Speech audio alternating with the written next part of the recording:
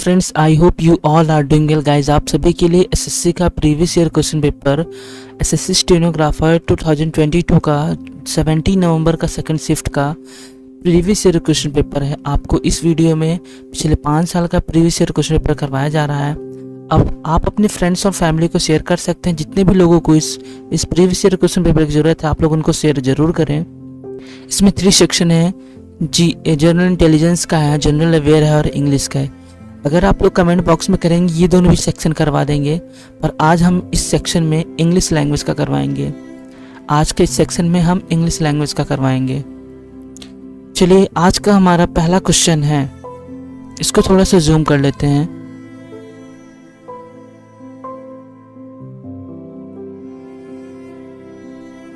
चलिए, आज का हमारा पहला क्वेश्चन है। इंग्लिश में 100 क्वेश्चन पूछे जाते हैं। आप लोग अगर इसको अच्छे से प्रिपेयर करेंगे तो आपके लिए बहुत बेनिफिट होगा। ठीक है, चलिए पहला क्वेश्चन यहाँ पे पढ़ते हैं।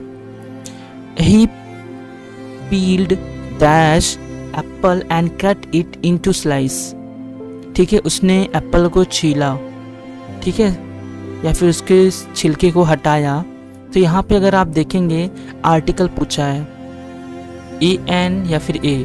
अगर आपको पता है जितने भी वर्ड के साउंड वॉवेल से स्टार्ट होते हैं उनके पहले एन लगता है। ठीक है, जितने भी वर्ड वॉवेल से स्टार्ट होते हैं उनके पहले एन लगता है, बाकी कॉन्सोनेंट के पहले ए लगता है। सो यहाँ पे एप्पल लिखा है, इसलिए ऑप्शन नंबर 3 वाला सही है। ठीक है, नेक्स्ट क्वेश्चन नंबर 2 में बोला है यहाँ पे बताना है ईडियम्स। ईडियम्स से भी आपको 10 क्वेश्चन पूछे जाते हैं। से यहाँ पे बोल रहा है you need to be aware of Argus eyes people in a organisation. यहाँ पे देखिए, आर्गस आइज का मतलब होता है कि एकदम ध्यान से देखना या फिर सतर्क होके देखना। सो यहाँ पे ऑप्शन पे हम जाते हैं। यहाँ पे पहला ऑप्शन है एंग्री। ठीक है, पहला ऑप्शन है एंग्री, दूसरा है कंटेंट, तीसरा है विजिलेंट। विजिलेंट का मतलब ही होता है कि बहुत ध्यान पूर्वक देखना या फिर चौकस या फिर सतर्क होकर देखना। So according to question argued का मतलब भी यही होता है। So option number 3 is right answer. ठीक है, ये वाला ऑप्शन सही है, विजिलेंट। इसके में ये वाला ऑप्शन सही है। इसमें कुछ थोड़ा हम इंफॉर्मेशन एडिशनल देख लेते हैं। यहाँ पे आर्गस आइज का मतलब होता है एक्सट्रीमली वॉचफुल और ऑब्जर्वेंट, यानी अत्यंत सतर्क या चौकस। ठीक है, इसी वजह से ऑप्शन नंबर विजिलेंट ये वाला ऑप्शन सही है, क्योंकि इसका मतलब भी यही होता है वॉचफुल टू डिटेक्ट डेंजर वे। और अगर थोड़ा एडिशनल इंफॉर्मेशन देखें तो जो एंग्री का मतलब आपको पता ही होगा, feeling show anger. Content kind का मतलब जनरस कामफुल। अब आते हैं क्वेश्चन नंबर 3 पे। क्वेश्चन नंबर 3 में ये बोला गया express the passive voice. Passive voice और एक्टिव वॉइस से भी 10 क्वेश्चन पूछे जाते हैं। काफ़ी अच्छा टॉपिक है। इसमें भी 10 से 11 क्वेश्चन पूछे जाते हैं एक्टिव वॉइस और नरेशन से। ठीक है, risk was completing graduation last year. ठीक है, यहाँ पे अगर देखेंगे वॉज कंप्लीटिंग, ये है past continuous tense. Past continuous tense का पैसिव वॉइस में क्या बनता है, was plus verb, being plus verb की 3rd फॉर्म। अब ऑप्शन में देखेंगे बीइंग किस में है, इसमें बस इन दोनों में नहीं है। ये दोनों ऑप्शन एलिमिनेट हो जाएंगे। अब देखिए ये प्रेजेंट में बना है, ये past. So option number 2 is right answer. ये है PQRS। पैराजंबल से भी काफी क्वेश्चन पूछे जाते हैं। ठीक है, पैराजंबल से भी काफी क्वेश्चन पूछे जाते हैं। यहाँ पे इन सेंटेंस को अरेंज करना है। S1 और S6 ऑलरेडी फिक्स्ड हैं, ABCD इन सभी को आपस में फिक्स्ड करना है। सो यहाँ बोला है great people can direct a masses with their strong determination and will. Great people क्या करते हैं, masses में से यहाँ पीपल को डिनोट किया है। ग्रेट पीपल डिनोट कर महान लोग जनता को क्या करते हैं, अपने स्ट्रॉन्ग डिटर्मिनेशन और विल से डायरेक्ट वो करते हैं, संबोधित करते हैं। तो यहाँ पे आप देखेंगे Gandhi ji introduce a very powerful concept of satyagraha which has not a new one to India. अब देखिए यहाँ पे एक बार एग्जाम यहाँ पे दे रहा है कि गांधी जी मतलब महान लोग क्या करते हैं, डायरेक्ट लोगों को अपनी स्ट्रांग विल, डिटर्मिनेशन और दृढ़ निश्चय और विल से क्या करते हैं, डायरेक्ट करते हैं, संबोधित करते हैं। फिर यहाँ पे सत्याग्रह की बात कर रहा है, इट मीन्स पहला ऑप्शन ये नहीं होगा। उसके है ही himself took up responsibility of breaking a cycle of India. The way and method to choose for other was a violence and harness. Mahatma Gandhi is a perfect example. ये देखिए ग्रेट पीपल की बात कर रहा है, फिर यहाँ देखिए Mahatma Gandhi is a perfect example. देखिए जिस ऑप्शन में डी वाला ऑप्शन में दिया होगा वही आंसर सही माना जाएगा। ठीक है, इन सभी में देखिए ये डी है। इसी तरह अगर आप एलिमिनेट करके एक तरफ पहचान जाएंगे तो आप लोग इजिली कर सकते हैं PQRS को भी। अब आते हैं क्वेश्चन नंबर 5 में। क्वेश्चन नंबर 5 में बोला गया है, यहाँ पे भी हमें ग्रामेटिकल एरर बताना है। The mother as well as the son were asked to appear before the migrate magistrate for interrogation. The mother as well as sons, यहाँ पे देखिए the mother as well as sons were asked. अब देखिए यहाँ पे जो mother है एक है, सो इसके हिसाब से यहाँ पे लगना चाहिए था सिंगुलर, पर यहाँ लगा है वर, इसलिए हम लोग को ऑप्शन देखना है कहाँ पे, ये देखिए यहाँ पे वर आस्क्ड। ठीक है, इसी वाले ऑप्शन में भी करेक्शन है। यहाँ पे अगर वॉश कर देंगे तो ये ऑप्शन सही हो जाएगा। सो ऑप्शन नंबर फर्स्ट वाला गलत है। अब आते हैं क्वेश्चन नंबर 6 में। यहाँ पे लिखा है people consider that Radhika is creative in her work. ठीक है, people consider that Radhika is creative in her work. यहाँ पे देखिए पैसिव वॉइस में कन्वर्ट करना है तो यहाँ कंसीडर्ड। ठीक है, ये है प्रेजेंट में, इसलिए अब हम देखेंगे कंसीडर्ड कहाँ लिखा है। हर एक ऑप्शन में कंसीडर्ड लिखा है।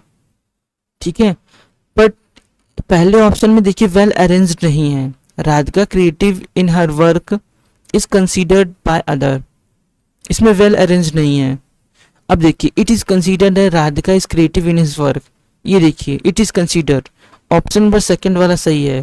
ये देखिए इसका वेल अरेंजमेंट है ये पैसिव वॉइस में। सो option number second is right answer. इसमें अगर आपको कुछ एडिशनल इंफॉर्मेशन लेना है, चलिए चलते हैं नीचे। यहाँ पे जो टू बी है उसके बाद Radhika is creative in her work people it is consider. आप इसका स्क्रीनशॉट ले सकते हैं, आसानी से देख सकते हैं। वैसे इसमें कुछ है नहीं, पैसिव वॉइस में है। चलिए नेक्स्ट क्वेश्चन पे चलते हैं। बात है क्वेश्चन नंबर 7 पे। यहाँ बोला गया है the player will leaving the stadium in no time. ठीक है, द प्लेयर्स विल लीविंग। अब यहाँ पे आप अगर ध्यान से देखेंगे यहाँ पे है विल लीविंग। ठीक है, अगर ये कंटिन्यूअस होता, फ्यूचर कंटिन्यूअस होता तो यहाँ विल बी लिविंग होता, पर हम यहाँ पे देखिए विल लिविंग है केवल। सो अगर मैं लिविंग को रिमूव कर दूं, यहाँ पे केवल लीव लिख दूं, ये वाला और ये सेंटेंस सही हो जाएगा। सो ऑप्शन नंबर 4 इज हाँ, ये option number 3 is right answer. अब आते हैं क्वेश्चन नंबर 8 पे। यहाँ भी क्वेश्चन नंबर 8 में भी यही बताया गया है, यहाँ पे इनडायरेक्ट में बदलना है। My friend Ganesh said I could solve the biggest problem very easily। यहाँ पे my friend Ganesh को क्या करना है, पहले चेक करना my friend Ganesh सब में सेम है, said भी सेम है। उसके बाद इन्वर्टेड कॉमा की प्लेस पे कंजक्शन दैट का यूज सब में है। I की फर्स्ट पर्सन के अकॉर्डिंग फ्रेंड के हिसाब से यहाँ पे होगा ही सब में है। कुड का कुड ही रहेगा। अब देखिए कुड का कुड ही है सब में।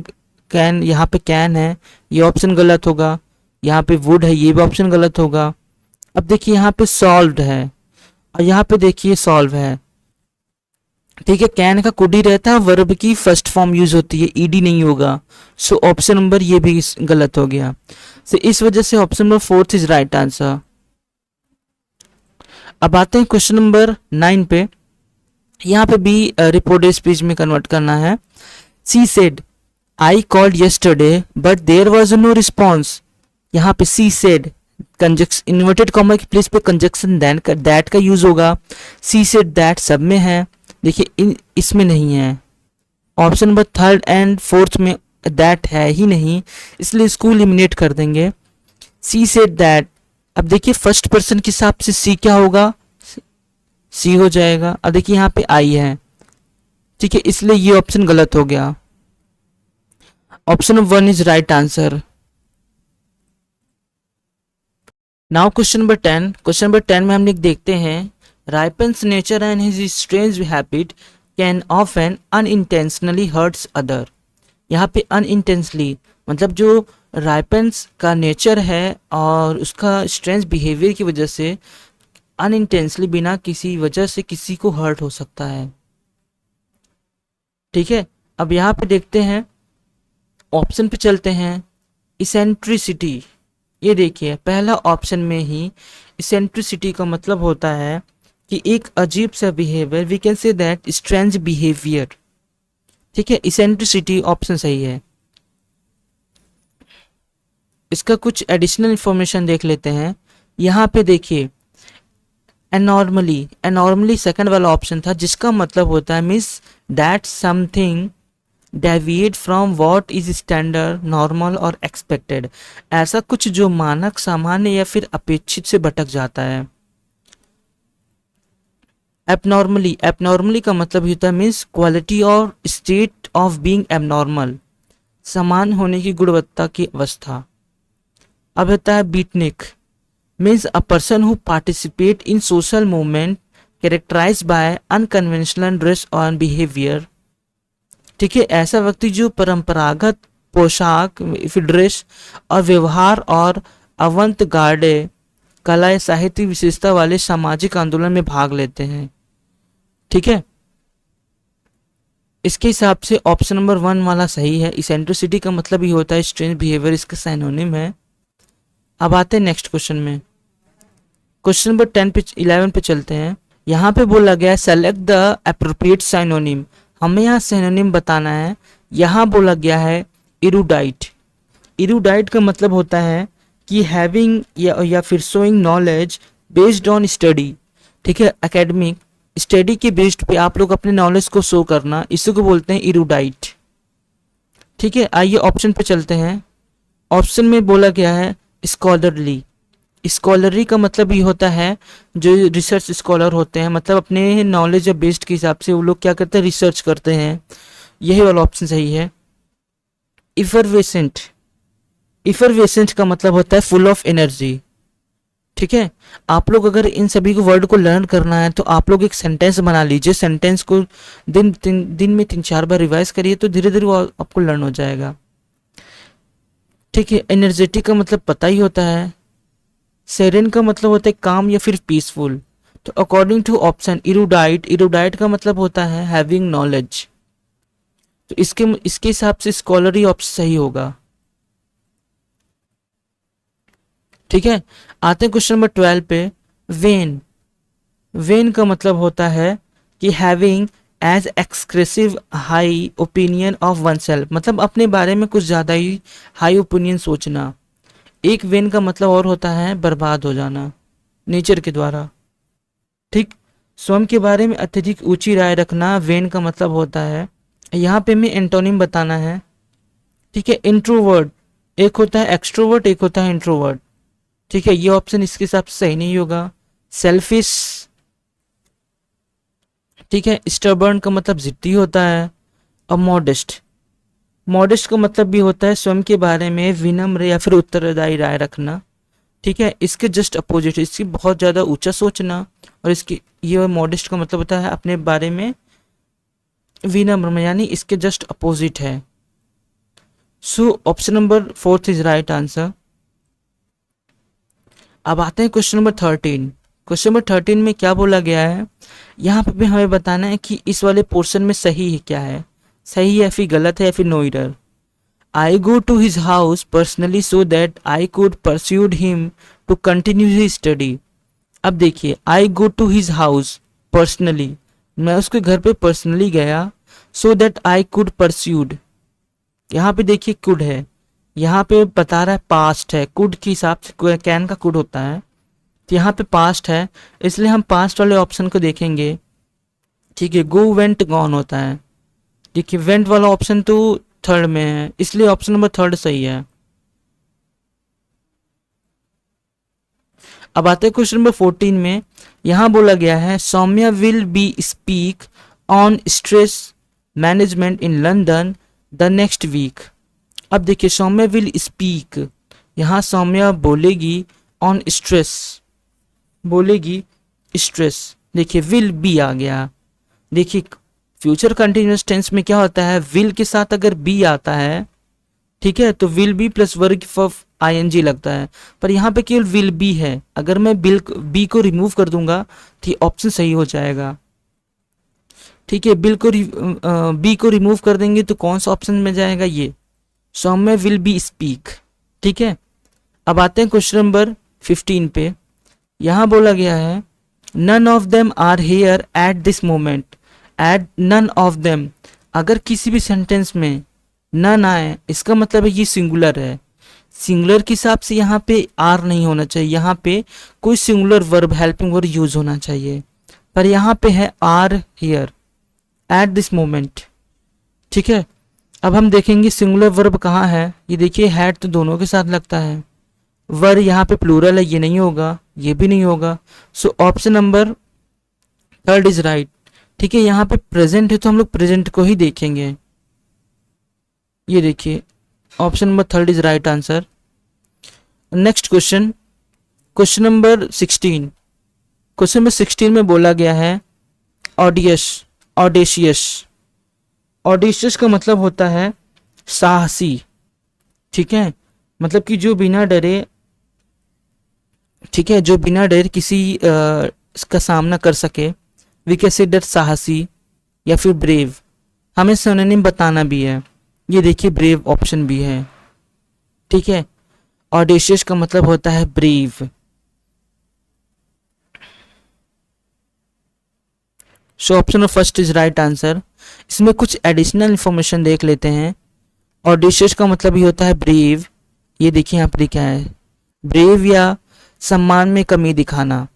अब आता है स्टिफलिंग। स्टिफलिंग का मतलब होता है दम घोटने वाला या दमनकारी। लाइवली का मतलब होता है यहाँ पे फुल ऑफ एनर्जी और एक्टिव एंड आउटगोइंग। हॉरेंडस का मतलब होता है अत्यंत प्रिय, भयावह। ठीक है, आप लोग इसको लिख सकते हैं, इससे रिलेटेड नेक्स्ट एग्जाम में पूछ सकता है इस बार। अब आते हैं क्वेश्चन नंबर 17। क्वेश्चन नंबर 17 में बोला गया है, यहाँ पर हमें करेक्शन फाइंड करना है। The team work very hard on the project. The team worked very hard. अब देखिए यहाँ पे द टीम वर्क, अगर आप ध्यान से देखेंगे कि इसमें तो कोई करेक्शन ही नहीं है, इसलिए ऑप्शन नंबर नो एरर। ठीक, अब आते हैं क्वेश्चन नंबर 18 में। क्वेश्चन नंबर 18 में the train will arrive with 5 minute. ठीक है, the train will arrive with 5 minutes. अब देखिए 5 मिनट में ट्रेन आने वाली है, तो यहाँ पे ऑन 5 मिनट नहीं होगा। ऑन रिप्रेजेंट करते हैं, जिससे डे और वीक के पहले हम लोग ऑन का यूज करते हैं। ठीक है, डे और वीक के लिए। और एट का यूज हम लोग स्पेसिफिक टाइम के लिए करते हैं, एक निश्चित समय के लिए। जैसे उसके बाद आता है बाय। बाय का यूज क्या करते हैं, latest possible time with happen. मतलब कि लेटेस्ट पॉसिबल टाइम, जो लेटेस्ट पॉसिबल टाइम होता है यानी फ्यूचर में पॉसिबिलिटी दिखाता है, हो भी सकता है ना भी। ठीक है, उसके बाद आता है इन 5 मिनट। इन क्या इंडिकेट करता है, स्पेसिफिक अमाउंट ऑफ टाइम को रिप्रेजेंट करता है। बिफोर इवेंट, इवेंट होने से पहले एक स्पेसिफिक टाइम को रिप्रेजेंट करता है। तो हम इस सेंटेंस में देखेंगे तो यहाँ पे यही चीज रिप्रेजेंट कर रहा है। The train will arrive with 5 minutes, तो यहाँ इन 5 मिनट होगा। ठीक है, option number 4 is right answer. अब आते हैं क्वेश्चन नंबर 19। क्वेश्चन नंबर 19 में भी यही गया है, he said he was going for shopping and asked if he might get me everything. he said, देखिए he said सब में है। अब देखिए ही के हिसाब से यहाँ कहीं ना कहीं आई होगा, क्योंकि अकॉर्डिंग टू सब फर्स्ट पर्सन सब्जेक्ट के अनुसार चेंज होगा, आपको ये पता ही होगा। ये कोडिंग सन अपॉन 123, ठीक है। First person subject, second person object, third person no change. तो ही सेड आई एम, ठीक है, आई एम होगा, प्रेजेंट का पास्ट हुआ होगा, तो I am going for shopping and I get you, I get, देखिए यहाँ माइट है, मे का माइट होता है, जिस ऑप्शन में मे होगा वो ऑप्शन सही माना जाएगा। देखिए इसमें मे है, इसमें कैन है, ये गलत, इसमें भी नहीं है मे, इसमें भी है। अब देखिए पर यहाँ पे विल है, इसलिए ऑप्शन गलत। सो option number 1 is right answer, sorry second वाला है। अब आते हैं क्वेश्चन नंबर 920 पे। यहाँ क्वेश्चन नंबर 20 में हमें करेक्शन फाइंड करना है। Pompeii was a tragedy that cost the life of million of people. यहाँ पॉम्पी, यहाँ पे लगभग 1600 समय की बात कर रहा है, 1600 एसी की बात कर रहा है, एडी की बात कर रहा है। एक इटली में एक प्लेस है पॉम्पी, यहाँ पे इतनी भयंकर वोल्केनिक इरप्शन हुआ था कि बहुत से लोग क्या हुए थे, अपने लाइफ को खो दिए थे। बहुत लोग यहाँ पे ट्रेजिडी में मरे हुए थे। So Pompeii was a tragedy that cost, ये देखिए यहाँ पे दैट को अगर आप हटा के भी सेंटेंस को यूज़ कर सकते हैं, पर यहाँ पे हमें रिस्ट्रिक्शन दिखाना है कि पॉम्पी की वजह से ही कई लोग अपने लॉस्ट खोए थे। पर अगर यहाँ पर हम लोग दैट के प्लेस पे कोई अदर प्रीपोजिशन यूज़ करेंगे तो सही माना जाएगा, क्योंकि इसमें भी करेक्शन नहीं है, इसमें भी करेक्शन नहीं है, ठीक है। दैट, अभी दैट को हटाएंगे, सो option number second is right answer.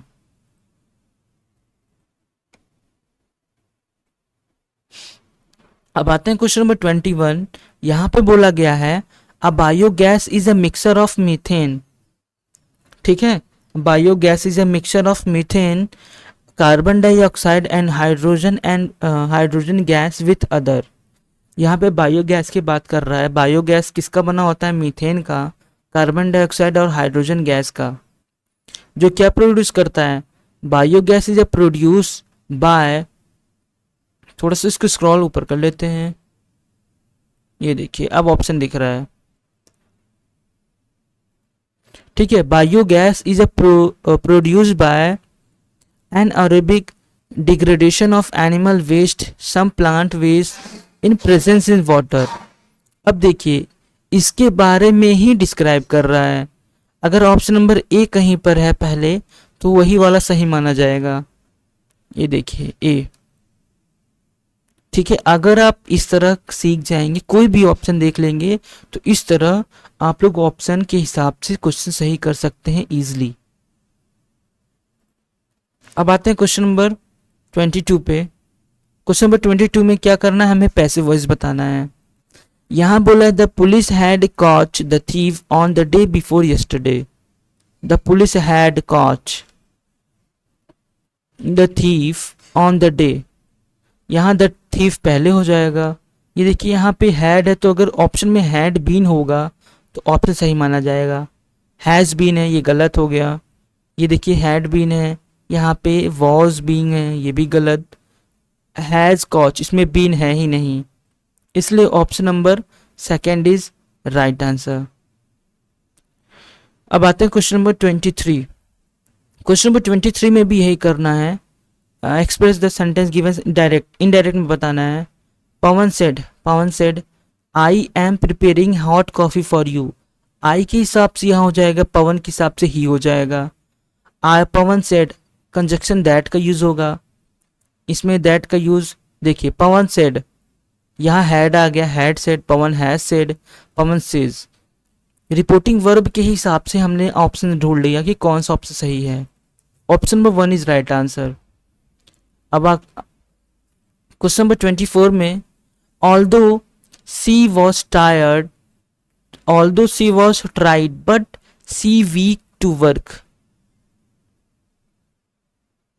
Question number 24 में देखते हैं although she was tired but she went to work, ठीक है। ऑल्दो सी वॉज टायर्ड, वो ऑलरेडी क्या थी, टायर्ड थी, लेकिन वो फिर भी काम के लिए गई।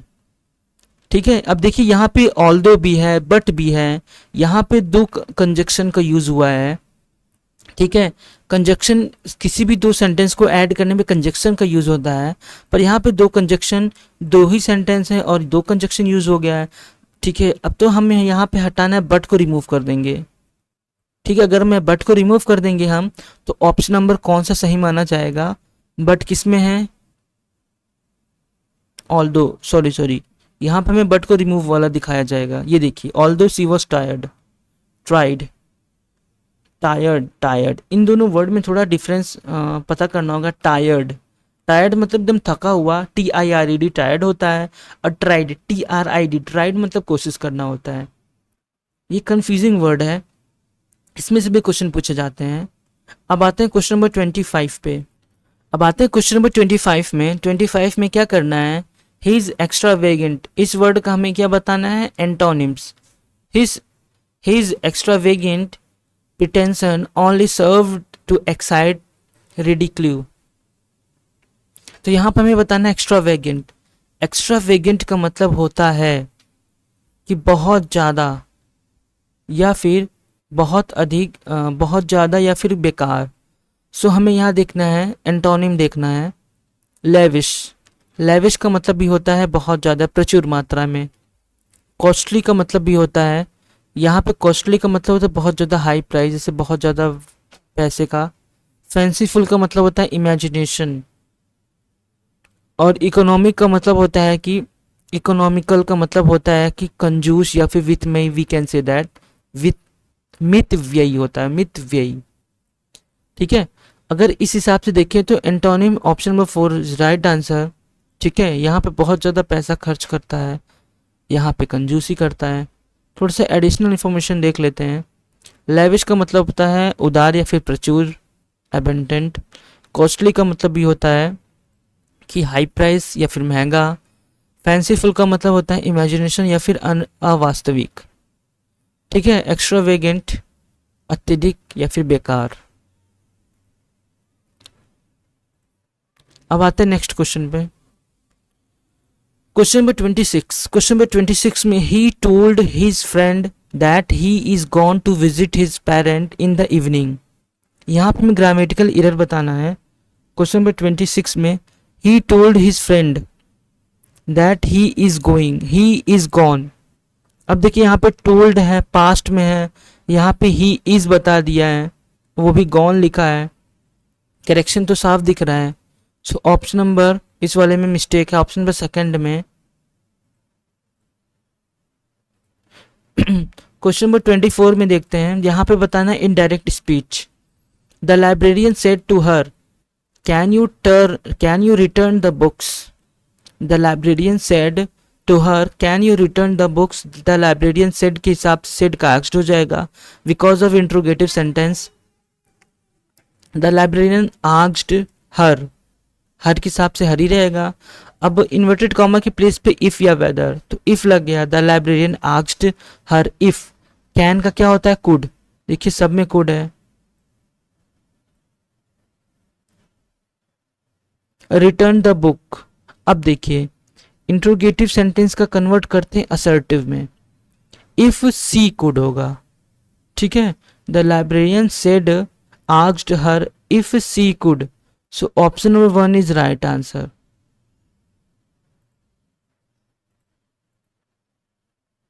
Now next question. यहाँ पे क्वेश्चन नंबर 28 में भी हमें करेक्शन फाइंड करना है। The child learn on the basis of his mother tongue mainly from his interaction with the mother. ठीक है, the child learn the basis of, the child learn, ये देखिए on the basis of mother tongue mainly from his interaction with the mother. यहाँ पे अगर ध्यान से देखेंगे, जो ये लर्न है, यहाँ पे ये पास्ट वर्ब की सेकंड फॉर्म लगानी है। ठीक है, इसलिए कहा गया ऑप्शन नंबर इसमें। ठीक है, यहाँ लर्न की प्लेस पे क्या लिखना है हमें? LEAR, एल यहाँ पे राइट नहीं कर पा, LEARNED होगा। उफ,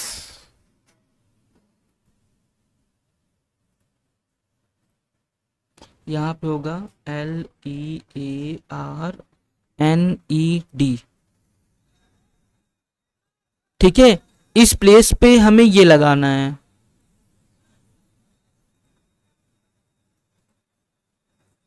अब आते हैं क्वेश्चन नंबर 29 पे। क्वेश्चन नंबर 29 में क्या बोला गया है, यहाँ पे भी हमें इनडायरेक्ट स्पीच बताना है। The passenger said to railway clerk, is the train late? The passenger, यहाँ पे इंट्रोगेटिव इसलिए आस्क्ड होगा। द पैसेंजर हैज आस्क्ड कर दिया है, ये ऑप्शन गलत होगा। द पैसेंजर आस्क्ड, ये देखिए, the passenger asked the railway clerk that, यहाँ पे देखिए इफ या वेदर का यूज नहीं हुआ है, ये देखिए इस वाले ऑप्शन में इफ लगा है। So option number 4 is right answer. चलिए ऑप्शन नंबर 4 में टिक करते हैं। नाउ क्वेश्चन नंबर 30 में भी यही करना है। यहां बोला है इनडायरेक्ट स्पीच, क्या करना है, simply why have you, the coach asked the athletic, the coach asked the athletic हो गया। वाई, अगर WH वर्ड आएगा तो कंजक्शन रिमूव कर देंगे, इफ या वेदर नहीं लगेगा। वाई, यू के हिसाब से, एथलेटिक के हिसाब से ही हो गया कि यू सेकंड पर्सन है, सब्जेक्ट ऑब्जेक्ट के हिसाब से। ही, देखिए हैव है तो हैव का क्या होगा, पास्ट में हैड हो जाएगा। देखिए इसमें जिसमें हैड है वो वाला सही होगा, देखिए हैड है, इसमें भी हैड है, इसमें नहीं है। अब असर्टिव बदलना है तो हेल्पिंग वर्ब बाद आएगा, ये देखिए इसमें हेल्पिंग वर्ब पहले आ गई, ये गलत है। So option number second is right. अब आते हैं 31 में। क्वेश्चन नंबर 31 में, I miss you when you move to another building. I miss you, देखिए यहाँ पे miss you when you move, मैं मिस करूंगा जब तुम दूसरे बिल्डिंग में चले जाओगे। यहाँ पे देखिए फ्यूचर की बात कर रहा है, तो यहाँ पे आई विल मिस यू होना चाहिए। ठीक है, यहाँ पे आई विल मिस यू के हिसाब से ऑप्शन नंबर 3 वाला सही है। यहाँ पे है to win laurels. To win laurels का इडियम्स बताना है। इसका मतलब होता है कि to achieve honour and glory. ठीक है, अपने मतलब कि अपने कार्यकलाप से या फिर अपने आपने जो मेहनत कर रहे हैं आप, अगर उसकी मेहनत के हिसाब से अचीवमेंट मिला है आपको, तो इसका मतलब होता है कि to achieve honour and glory means अपनी उपलब्धियों के अध्ययन पे अगर आपको सम्मान मिले उसको बोलते हैं to achieve honour and glory, मतलब to wins laurels. So option number first is right answer. Question number 33। Question number 33 में यहाँ हमें बताना है एंटोनिम्स। यहाँ पे बोला है एक्यूमेन। एक्यूमेन का मतलब होता है ability to make good decision. ठीक है, ability to make a good decision. यहाँ पे हमें एंटोनिम बताना है। ठीक है, एक्यूमेन, आपके पास गुड डिसीजन या फिर जजमेंट जनरल लेने का आपके अगर पास निर्णय है तो आपको एक्यूमेन कहेंगे। हमें यहाँ पे बताना है एंटोनिम। ठीक है, आप यहाँ पे गुड एक्यूमेन है, यहाँ पे एंटोनिम स्टूपिडली होगा। अब आते हैं क्वेश्चन नंबर 34। 34 में भी हमें इडियम्स बताना है। Break the leg. ठीक है, इडियम्स का खासियत ये होता है कि उसका जो मीनिंग होता है लाइन टू लाइन नहीं होता, जबकि इसका मीनिंग क्या होता है, हिडन होता है। ठीक है, ब्रेक अ लेग, इसका मतलब ब्रेक अ लेग का मतलब होता है गुड लक। ठीक है, सडन अटैक नहीं होगा, एक्सीडेंट भी नहीं होगा, ब्रेवरी भी नहीं होगा, गुड लक। एडिशनल इंफॉर्मेशन देखना चाहते हैं तो यहाँ पे देखिए sudden attack no means accident का मतलब भी नहीं है। अब आते हैं क्वेश्चन नंबर 35 में। क्वेश्चन नंबर 34 में भी हमें क्या बताना है, इनडायरेक्ट में दिया है, हमें डायरेक्ट बताना है। Select the option express to given sentence in indirect speech. Arjun said if या वेदर वांटेड। देखिए पास्ट में है तो यहाँ पे क्या कर देंगे, प्रेजेंट का पास्ट होता है। ठीक है, ये देखिए दोनों प्रेजेंट में है। ठीक है, कहीं ना कहीं प्रेजेंट का पास्ट हुआ होता है, इसलिए do you wish to join the job, do you want. अब देखिए यहाँ पे वांटेड है तो इसके हिसाब से ऑप्शन नंबर 3 वाला सही है। ठीक है, क्योंकि यहाँ पे विश तो कहीं है ही नहीं, ये मिस्टेक। सो ऑप्शन नंबर 3 वाला सही है। क्वेश्चन नंबर 36 में देखेंगे, I will finish this book with, I will finish this book in a month, यहाँ पे पैसिव वॉइस बताना है। आई विल अगर किसी भी सेंटेंस में है तो हेल्पिंग वर्ब क्या हो जाएगा, विल बी। ठीक है, अब देखिए विल बी, सॉरी, विल का वुड होता है, सेल का शुड होता है, कैन का कुड होता है, मे का माइट होता है। इसी तरह अगर विल है तो क्या होगा, विल बी। ठीक, ऑप्शन नंबर सेकंड राइट। अब देखिए क्वेश्चन नंबर 37 पे देखते हैं। It were the farmer who wanted the government to increase the minimum selling price. MSP जो होता है ना, minimum selling price. It were the farmer, यहाँ पे फार्मर है भाई, यहाँ इसके लिए इट थोड़ी ना लगाएंगे, लाइफलेस ऑब्जेक्ट के लिए इट यूज होता है। ठीक है, तो और इट हटा देंगे। अब देखिए क्वेश्चन नंबर 38 में, क्वेश्चन नंबर 38 में हमें एंटोनिम बताना है। यहाँ वर्ड है प्रूडेंट, एंटोनिम बताना है प्रूडेंट। ये देखिए प्रूडेंट का ऑप्शन में ही दे दिया है, अनप्रूडेंट, इनप्रूडेंट। ठीक है, तो यहाँ कॉजन मतलब होता है कारण, एंटोनिम। उसके बाद देखें ये ऑप्शन नंबर थर्ड वाला सही है, इम्प्रूडेंट होता है। थोड़ा एडिशनल इंफॉर्मेशन देख लेते हैं। यहाँ पे प्रूडेंट का मतलब होता है कि मूल्यवान, मूल्यांकन और निर्णय करने से सावधान और विवेकपूर्ण, आवश्यक खतरों से बचते हुए। ठीक है, विवेकपूर्ण मतलब दिमाग से काम लेना। और इम्प्रूडेंट का मतलब होता है लैकिंग ऑफ कॉजन। ठीक है, सतर्कता की कमी, सावधानी और अच्छे निर्णय की कमी। ठीक है, इम्प्रूडेंट। प्रूडेंट का मतलब होता है कि अच्छे से या फिर सावधानी पूर्वक किसी चीज का निर्णय लेना। और यहाँ पे इम्प्रूडेंट का मतलब कि अच्छे निर्णय ला लेना, वी कैन से डेट, सावधानी में कमी। अब देखिए कॉजन, कॉजन का मतलब ये होता है is related to word prudent but not an antonym. It means be careful and awareness और पोटेंशियल डेंजर। अब आता है unprudent. Unprudent is not a valid word in English, कोई वर्ड ही नहीं है इम्प्रूडेंट। अब आता है intuition, is related to the word means prudent, is not related to word prudent for an antonym. ठीक है, इस वर्ड से रिलेटेड है ही नहीं। क्वेश्चन नंबर 39, क्वेश्चन नंबर 39 में ये बताया गया है mister Ahirwad disowned his son as he found to be indulge in burglary. Indulge का मतलब होता है लिप्त होना, बगलरी का मतलब होता है कि बिना किसी परमिशन के किसी के घर में घुस जाना। ठीक है, तो बिना किसी परमिशन के किसी के घर में घुसना तो इसका मतलब अपराध है। तो यहाँ पे है ऑप्शन में देखिए, involve mean stealing, rustling, smuggling, sneaking. ठीक है, इसके हिसाब से बिना किसी घर के परमिशन में घुसना का मतलब ये होता है कि चोरी करना। सो option number first is right, involve mean stealing.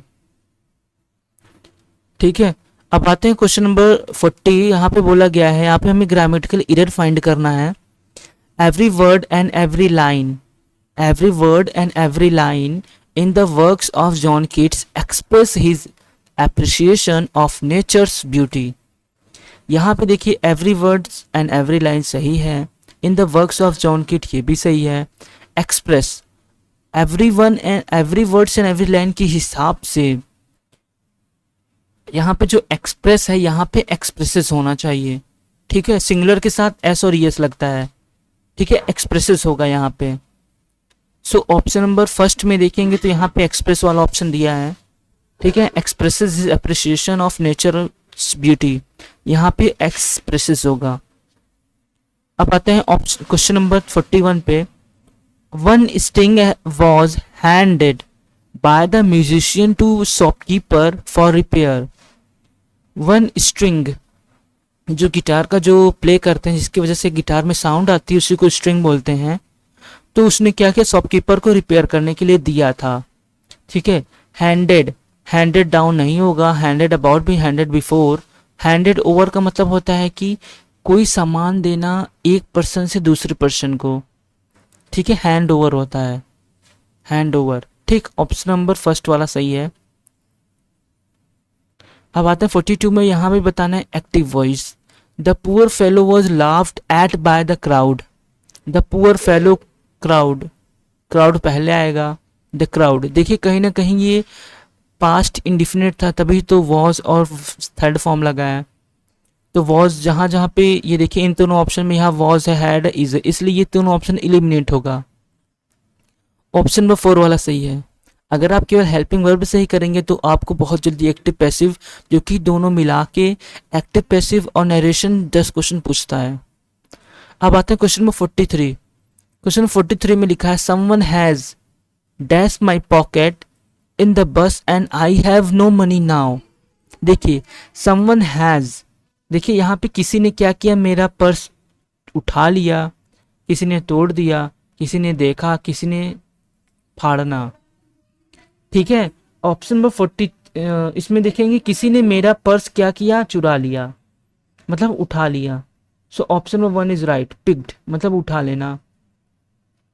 अब देखिए क्वेश्चन नंबर 44 में, in India as perhaps in many other countries of the world trees have been held in veneration since time. ठीक है, in India perhaps of many countries of the world. यहाँ पे देखिए ancient का मतलब होता है बहुत प्राचीन, एंटीक्वेट, रेट्रो, विंटेज। ठीक है, इस हिसाब से यहाँ पे जो ऑप्शन होगा एंशियंट मतलब बहुत प्राचीन। ठीक है, थोड़ा एडिशनल इंफॉर्मेशन देख लेते हैं। विंटेज, देखिए विंटेज का मतलब होता है more related to high quality or period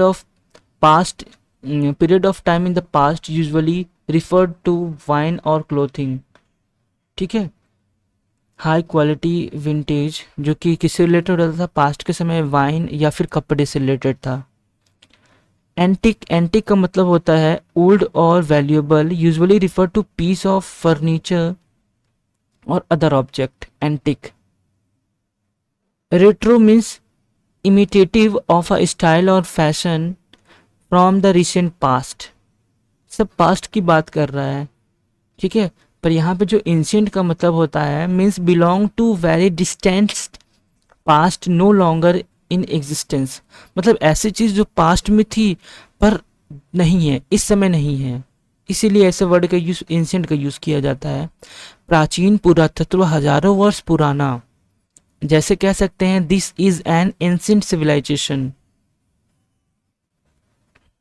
ठीक है, और अब चलते हैं क्वेश्चन नंबर 45 पे। नेक्स्ट क्वेश्चन यहाँ पे बोला गया है Priya washes her cloth in the evening.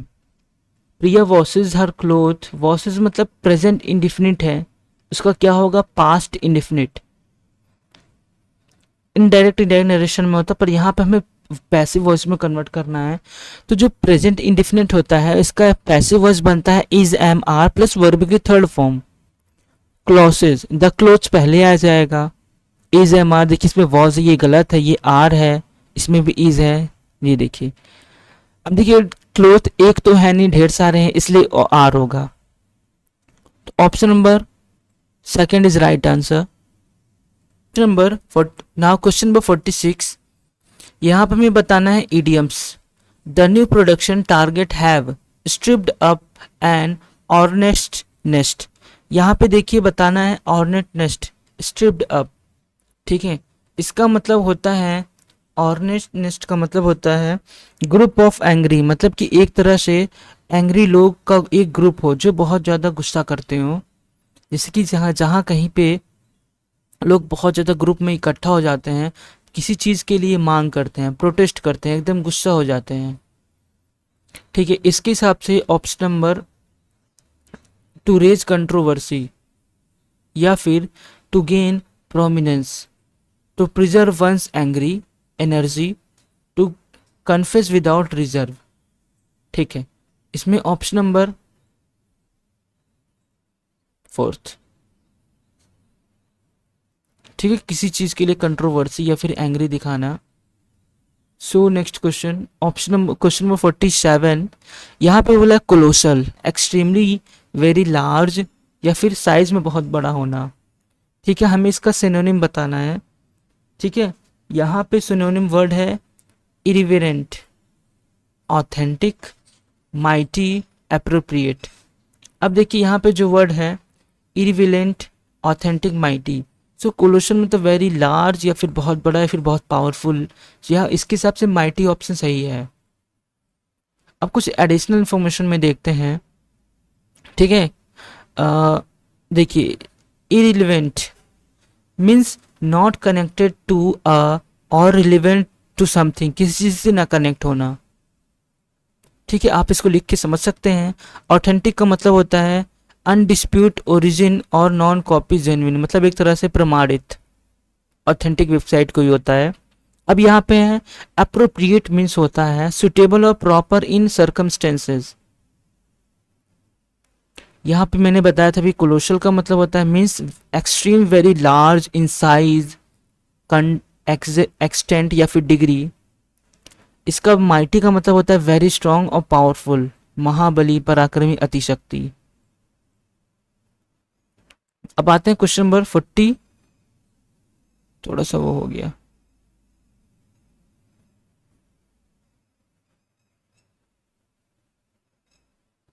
अब आते हैं क्वेश्चन नंबर 48 पे। क्वेश्चन नंबर 48 में हमें क्या करना है, यहाँ पे बताना है correction. The newly admitted student could not access the library because they had not yet been given their ID card. The newly student admitted student ये भी सही है, could not ये भी past में सही है, यहाँ पे भी they had है, ये भी past में बताया गया है, ये भी सही है। not been देखिए इसमें कोई गलती नहीं है, ठीक है, तो ऑप्शन नो एरर है। अब आते हैं क्वेश्चन 49 पे। The interviewer tackle the question of interviewer with substantial aplomb. अप्लम का मतलब होता है कॉन्फिडेंस, मतलब कि डिफिकल्ट सिचुएशन में भी कॉन्फिडेंस बनाए रखना, ठीक है। अगर इंटरव्यू से क्वेश्चन पूछता है तो क्वेश्चन को टैकल कर रहा है बिना किसी हेजिटेशन के, एक तरह से कह सकते हैं कॉन्फिडेंट। सो हमें यहाँ बताना सिनोनिम। सिनोनिम के हिसाब से यहाँ देखिए सेल्फ एश्योरेंस। सेल्फ एश्योरेंस का मतलब होता है कॉन्फिडेंस इन वंस एबिलिटी, खुद की एबिलिटी पे कॉन्फिडेंस रखना। हॉस्टिलिटी का मतलब होता है दुश्मनी। तो यहाँ पे हम देखते हैं option number second is right. Additional information देख लेते हैं। यहाँ पे अप्लम का मतलब ये होता है कि किसी कठिन परिश्रम में आत्म आश्वासन या आत्मविश्वास। एप्लम मीन्स सेल्फ एश्योरेंस और confidence in a difficult situation. Self assurance का मतलब ही होता है जो भी बताया था। अब आते हैं हॉस्टिलिटी, अनफ्रेंडली या फिर opposition towards someone or something, it is opposite of aplomb. Antonym है sanctity means state of being holy scared, यहाँ पे सिनोनिम है, not a synonym.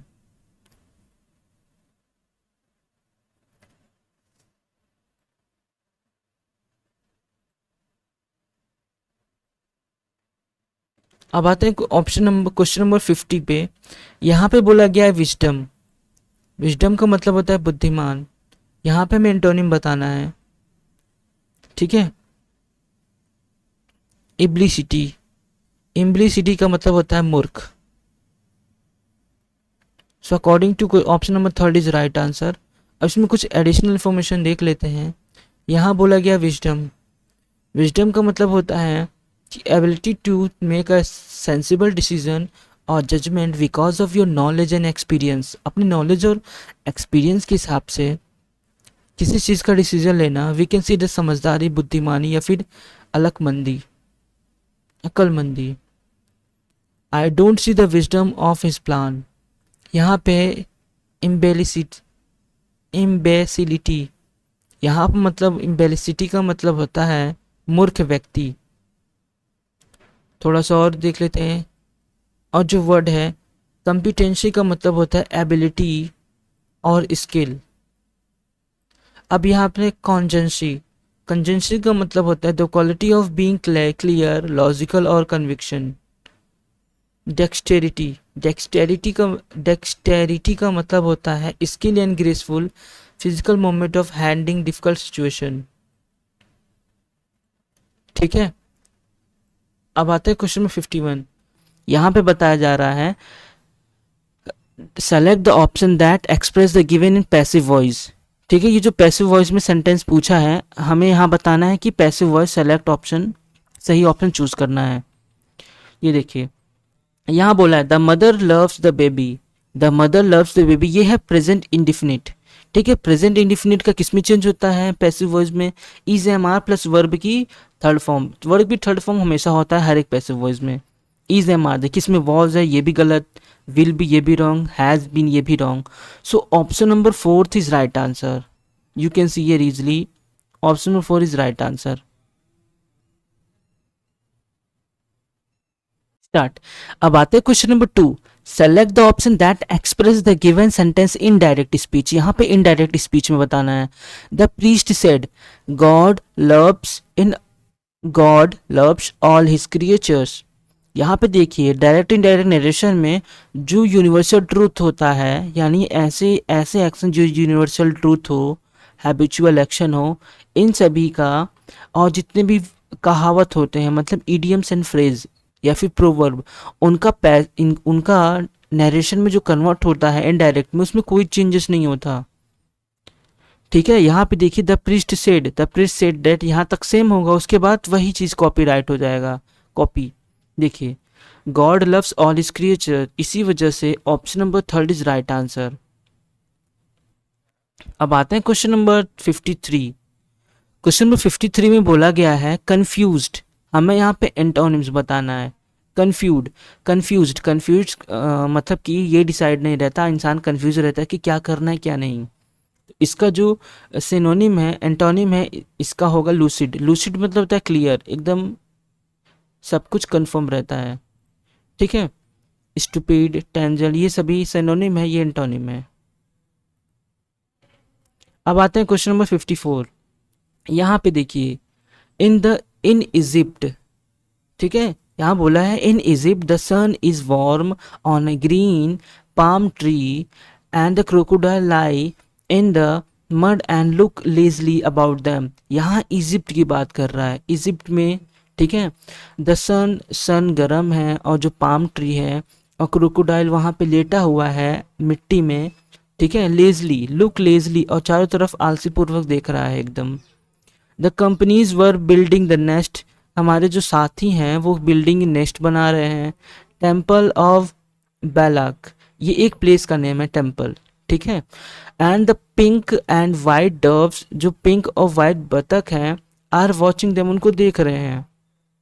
Cooling to each other, एक दूसरे को कूइंग कर रहे हैं। कूइंग का मतलब होता है कि सहलाना।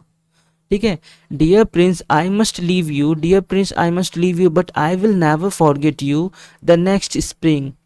ठीक है, डियर प्रिंस कहते हैं अब मैं आई मस्ट लीव यू, मुझे जाना चाहिए। ठीक है, बट मैं ये नहीं भूलूंगा, मतलब आई विल नेवर, मतलब मैं ये कभी नहीं भूलूंगा द नेक्स्ट स्प्रिंग के बारे में कभी नहीं भूलूंगा, मैं ज़रूर वापस आऊँगा। I will bring you back to beautiful jewel in place of those you have given away. ठीक है, यहाँ पे द रूबी सेल रेडर, यहाँ पे रूबी सेल बी रेडर, जो रूबी है रोड से भी रेड, रोड से भी रेड होगा ज़्यादा। एंड द सफायर, सफायर का मतलब होता है कि जो नीलकंठ होता है। सैल बी द ग्रेट सी, यहाँ नीलकंठ मतलब नीले रंग की, यहाँ पे कलर की बात किया जा रहा है, इसलिए यहाँ पे होगा डीप तो नहीं होगा, ब्यूटीफुल। यहाँ पे होगा एज ब्लू एज। ठीक है, एज ब्लू एज, क्योंकि यहाँ कलर की बात कर रहा है। क्वेश्चन में 55, यहाँ पे भी क्या बताना है, एक्टिव वॉइस। थोड़ा सा गला खराब हो गया है। You will be given a ticket by the manager, you will be given a ticket by the manager, यहाँ पे एक्टिव वॉइस में बताना है। यू विल बी, देखिए नरेशन में क्या होता है कि प्रेजेंट से पास्ट चेंज होता है, पर जो वॉइस होता है वो प्रेजेंट का प्रेजेंट में ही रहेगा, बस अकॉर्डिंग टू रूल, मतलब इज एम आर हो जाएगा, वॉज वर हो जाएगा, विल का विल बी हो जाएगा। तो यहाँ पे जो सेंटेंस में केवल विल रहेगा वही माना जाएगा। ये देखिए इस वाले में ऑप्शन नंबर सेकंड वाला सही है। आपको हेल्पिंग वर्ब के हिसाब से आप करेंगे तो आप लोग इजीली कर सकते हैं, नॉट सो हार्ड। अभी यहाँ पे भी बोला गया पैसिव वॉइस में, पीपल से Shyam is wise and honest. यहाँ पे पीपल कह रहे हैं Shyam is wise and honest. यहाँ पे देखिए it is said that Shyam is wise and honest, यही वाला ऑप्शन सही है। ठीक है, ये सही है। देखते हैं और अभी आगे, let's say that Shyam is wise and honest, ये नहीं होगा। Shyam is wise and honest is said by the people, ये भी नहीं होगा। यहाँ पीपल नहीं नहीं, ये नहीं होगा। It is believe that Shyam is wise, ये भी नहीं होगा। Option number 1 is right answer. अब आते नेक्स्ट क्वेश्चन पे। यहाँ बोला गया है the ship sink in the ship sink, जो शिप है डूब गया है, in the sea and had no survivor. यहाँ पे सिंक देखिए, यहाँ पे हैड यानी पास्ट की बात कर रहा है, फिर देखिए यहाँ सिंक यानी ये भी पास्ट होना चाहिए इसका मतलब। ठीक है, तो इस वजह से हमको इसमें चेंज करना है। सिंक का क्या होता है, सैंक। हमें करेक्शन कहाँ देखना है, इसमें। अब देखिए क्वेश्चन नंबर 58 में क्या बोला गया है, I will help you in submitting the assignment. यहाँ पे पैसिव वॉइस में बोला गया है I will help you the assignment. देखिए यू सब्जेक्ट, ये ऑब्जेक्ट, तो यू पहले आ जाएगा, यू विल बी होना चाहिए। ठीक है, यू विल बी किसमें, ये है ऑप्शन नंबर 4 सही है। आपको केवल हेल्पिंग वर्ब देखना है और तुरंत चेंज कर देना है। अब देखिए यहाँ भी करना है, select the option that express the given sentence in indirect speech. My little sister said, my little sister said what a beautiful sight. यहाँ देखिए एक्सक्लेमेटरी सेंटेंस है। देखिए एक्सक्लेमेटरी सेंटेंस में जो रिपोर्टिंग वर्ब होता है सेड या सेड टू, वो एक्सक्लेम में चेंज होता है। यहाँ खुद ही पहले ऑप्शन में ही देखिए दिख रहा है और किसी में भी नहीं है। सो ऑप्शन नंबर 1 सही है। अब देखिए यहाँ पे हमें करेक्शन बताना है, direction, select the grammatical correction sentence. अब देखिए Debraj had a heart attack, his essential property help him lot to bear expense during the crisis, him a lot। यहाँ थोड़ा अजीब लग रहा है। अब आगे देखते हैं, ये देखिए पूरा सेम है। ये देखिए him to expenses during the crisis। देखिए यहाँ पे ए गायब कर दिया, यहाँ पे ए है, यहाँ पे ए गायब कर दिया। The Devraj Singh had a heart attack, his, देखिए सब कुछ सेम है, यहाँ पे अलॉट कर दिया है, यहाँ पे भी अलॉट है, बाकी इसमें भी देखिए अ हटा दिया है। यहाँ पे देखिए अलॉट होगा, ठीक है, यहाँ पे अलॉट होगा। देखिए अलॉट किसमें है, इसमें नहीं है, ये हटा देंगे, इसमें भी नहीं है, इन दोनों में है, पर यहाँ पे अ हटा दिया है, हैड अ हार्ट अटैक। तो ऑप्शन नंबर तीसरा वाला सही है, सी। नेक्स्ट क्वेश्चन, क्वेश्चन नंबर 63 में क्या बताना है हमें, यहाँ बताना है एंटोनिम। ठीक है, एंटोनिम प्रोस्पिशियस का मतलब होता है कि फेवरेबल, मतलब आपके फेवर में हो, या फिर एडवांटेज की बात कर रहा है। ठीक है, तो यहाँ पे इसका एंटोनिम बताना है, जस्ट अपोजिट। ठीक है, प्रोस्पिशियस, यहाँ पे ऑस्पिशियस है, यहाँ पे inauspicious. So option number second is right answer. ठीक है, इसका जस्ट अपोजिट है। अब देखिए इसके कुछ एडिशनल इंफॉर्मेशन देख लेते हैं। देखिए प्रोस्पिशियस मीन्स फेवरेबल और एडवांटेज, ठीक है, जो भी मैंने बताया था। उसके बाद अनुकूल या संभवतः आपके परिणाम उत्पन्न करने वाले, सफल परिणाम उत्पन्न करने वाले। इनऑस्पिशियस का मतलब है means sign that the future will not be good और सक्सेसफुली, अनलकी कह सकते हो, जस्ट अपोजिट। फिर है ऑस्पिशियस क्या है, इसका साइनोनिम है फेवरेबल और प्रॉमिसिंग। ठीक है, प्रोस्पिशियस का सिनोनिम ऑस्पिशियस, बेनिग, जेंटल और काइंड, ठीक है। और यहाँ पे क्या है, काइंड और ग्रेसियस। आप लोग इसको देख सकते हैं, राइट कर सकते हैं, क्योंकि एग्ज़ाम में कभी भी पूछ सकता है, क्योंकि previous year question paper decide करता है कि क्वेश्चन कहाँ से आ सकता है, कहाँ से नहीं। अब आता है क्वेश्चन नंबर 62। यहाँ पे भी हमने पैसिव वॉइस में बताना है। The mechanic will repair the bicycle on Sunday. The mechanic will on Sunday, यहाँ पे देखिए विल है तो पैसिव वॉइस में विल अगर रहेगा सेंटेंस में फ्यूचर इंडेफिनिट तो उसका कन्वर्ट होता है विल बी। हमें सेंटेंस में देखना है विल बी कहाँ कहाँ है। यहाँ पे देखिए बी नहीं है इसलिए ये गलत है। ये देखिए विल बी है, इसमें भी विल बी इसमें है, इसमें नहीं है, वुड हो गया। अब देखिए the bicycle will be repaired, देखिए वर्ब की थर्ड फॉर्म होती है इसमें, बट इसमें आईएनजी लिखा है। So option number second is right answer. Next question देखते हैं। यहाँ बोला गया है बिविल्डरमेंट। बिविल्डरमेंट का मतलब होता है कि कंफ्यूजिंग या फिर पजल, ठीक है। यहाँ पे देखिए कंफ्यूजन ऑप्शन भी दिया है, ठीक है। हमें यहाँ सिनोनिम बताना है, इस वजह से option number 1 is right answer, ठीक है। ये एग्रीमेंट दिया है और ये है अरेंजमेंट, ये है सेटलमेंट, ठीक है। यहाँ पे बेविल्डरमेंट का मतलब होता है कि कंफ्यूजिंग या फिर पजलमेंट। नेक्स्ट क्वेश्चन देखते हैं, क्वेश्चन नंबर 64। यहाँ बोला है Sarah and Rimi had enrolled for same problem. यहाँ देखिए सेरा एंड रीमी है, यहाँ पे दो लोग हैं पर यहाँ सिंगुलर है। सब्जेक्ट वर्ब एग्रीमेंट में ये होता है अगर सब्जेक्ट सिंगुलर है तो वर्ब भी सिंगुलर होगा, अगर सब्जेक्ट प्लूरल है तो वर्ब भी प्लूरल होगा, पर यहाँ पे सिंगुलर है इस वजह से यहाँ पे हमें प्लूरल हेल्पिंग वर्ब चाहिए। तो प्लूरल हेल्पिंग वर्ब इसमें ही है, ये वाला ऑप्शन। अब आते हैं इनिग्मेटिक। इनिग्मेटिक का मतलब क्या होता है, ठीक है। इनिग्मेटिक का मतलब भी होता है समथिंग पजल या फिर डिसाइड ना होना, ठीक है। पजल, नॉट डिसाइडेड, या फिर एक तरह से कैसे अजीब गरीब, ठीक है। इनिग्मेटिक, तो इसका ऑप्शन क्या हमें बताना है, एंटोनिम। तो नॉट कंफर्म ये सब रहता है। तो कॉम्प्रिहेंसिव, कॉम्प्रिहेंसिबल का मतलब होता है अंडरस्टैंडिंग, मतलब एकदम सटीक चीज़ें पता हो, ठीक है। तो एंटोनिम्स यही होगा। उसमें कुछ एडिशनल इन्फॉर्मेशन देख लेते हैं।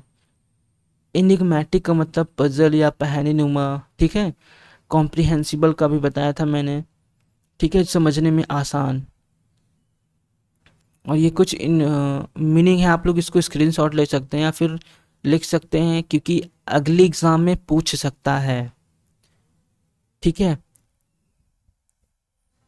आई होप आप स्क्रीनशॉट ले लिए होंगे अगर आपको ज़रूरत होगी। अब अगले क्वेश्चन पे चलते हैं, question number 66। My daughter said, my daughter said Ayush has got a packet of toffee for his friend. My daughter, यहाँ पे क्या करना है, इनडायरेक्ट नरेशन में। माई डॉटर सेड, मेरी डॉटर ने कहा, माई डॉटर सेड दैट, यहाँ तक सब कुछ सेम है। हैज़ है तो हैज़ का क्या होगा पास्ट में, यानी हैज़ का क्या हो जाएगा, हैड, देखिए हैड है यहाँ पे भी हैज़ है, ये गलत। यहाँ पे भी हैड है, यहाँ पे हैज़ भी नहीं है, गलत। इन दोनों ऑप्शन में हमें ध्यान से देखना है। The daughter said that Ayush has, ये आयुष हैज़, ये देखिए हैज़ हैड दो बार कर दिया है। So option number third easily सही है।